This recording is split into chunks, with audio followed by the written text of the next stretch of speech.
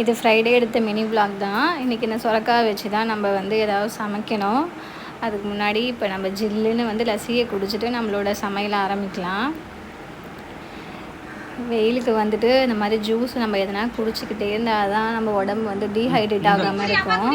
என் பையனுக்கு வந்து இப்போ தான் புதுசாக எல்லா ஜூஸு எல்லாமே நாங்கள் வந்து கொடுத்து பார்க்குறோம், அவனுக்கு பிடிக்குதான்னு. ஆனால் இன்றைக்கி தான் அவன் வந்து லஸ்ஸியை டேஸ்ட் பண்ணுறான்.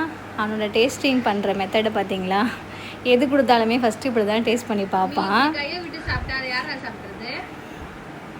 குழந்தைங்க செய்கிற சின்ன சின்ன செயல் கூட நம்மளுக்கு பார்க்கறதுக்கு அவ்வளோ அழகாக இருக்கும். என்ன தான் நம்ம பார்த்து பார்த்து பண்ணாலுமே, நம்ம என்ன தான் பார்த்து பார்த்து ஊட்டி வளர்த்தாலுமே அவங்களுக்கு வந்து அவங்க அப்பா தான் ஃபேவரட்டாக இருக்கார். எது கேட்டாலுமே அப்பா அப்பா அப்பா அப்பான்னு தான் அவன் சொல்லுவான்.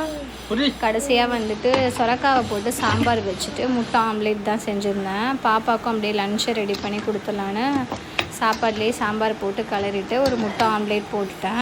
நம்ம ஸ்கூல் படிக்கும் போது நம்ம அம்மா வந்துட்டு நம்மளுக்கு இந்த மாதிரி தான் சாப்பாடெலாம் கிளறி கொடுப்பாங்க. ஆனால் அது ஒரு தனி டேஸ்ட்டாக இருக்கும். நாங்களாம் வந்துட்டு லன்ச் வரைக்கும் வெயிட் பண்ண மாட்டோம். இன்டர்வெல்லையே வந்துட்டு லன்ச்செல்லாம் முடிச்சுட்டு இன்டர்வெல்லில் வந்து ஃப்ரெண்ட்ஸோட லன்ச் பாக்ஸ்க்காக வெயிட் பண்ணிகிட்ருப்போம். ஆனால் என் பொண்ணெல்லாம் இப்போ அப்படி இருக்கிறது கிடையாது. கொடுக்குற லன்ச்சையே திரும்பி வீட்டுக்கு எடுத்துகிட்டு வந்துடுறா.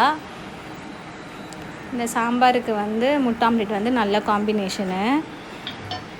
என்னோடய லன்ச்சை வந்து முடிச்சிட்டேன். அதுக்கப்புறம் வந்து இது வந்து வாத்து தான். என் ஹஸ்பண்டோட ஃப்ரெண்டு வந்து வாத்தை செஞ்சு கொடுக்க சொல்லியிருந்தாங்க. சரி அண்ணனுக்காக அதையும் செஞ்சிட்ருக்கேன்.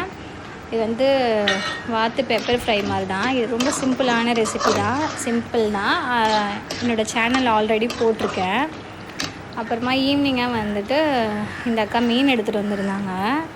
மீன் நண்டெல்லாம் எடுத்துகிட்டு வந்திருந்தாங்க. இப்போ வந்து மீனெல்லாம் வந்து ஸ்ட்ரைக்குன்றதுனால மோஸ்ட்லி எங்கேயுமே கிடைக்கிறது இல்லை. அதோட இது நல்லா ஃப்ரெஷ்ஷாக இருந்துச்சு. அதனால் நண்டையும் மீனையும் வாங்கியிருந்தோம், நாளைக்கு சமைச்சிக்கலாம் அப்படின்னு சொல்லிட்டு. அந்த நண்டு எல்லாமே 500 சொல்லியிருந்தாங்க. அப்புறம் 300 ரூபாய்க்கு கொடுத்துட்டாங்க. அந்த குட்டி குட்டியாக இருந்துச்சு பார்த்திங்களா, அந்த மீன் வந்து காரப்பொடின்னு சொல்லுவாங்க. ஃபீட் பண்ணுற மம்மீஸ்க்கெலாம் வந்து ரொம்ப நல்லது. அதோட சரின்னு சொல்லிவிட்டு அதையும் வந்து ஒரு 50 ருபீஸ்க்கு வாங்கியிருந்தோம். அது மட்டும் அதை க்ளீன் பண்ணுறது வந்து கொஞ்சம் கஷ்டமாக இருக்கும். அதனால் வந்து அந்த அக்காக்கிட்டேயே சொல்லி க்ளீன் பண்ணி தர சொல்லியிருந்தேன். அதோட அவங்க வந்து க்ளீன் பண்ணி கொடுத்துட்ருந்தாங்க. 15ஆந்தேதியோட ஸ்ட்ரைக்லாம் முடியுது. அதுக்கப்புறம் ரெகுலராக மீன் கிடைக்கணும் அந்த அக்கா சொல்லிகிட்டு இருந்தாங்க.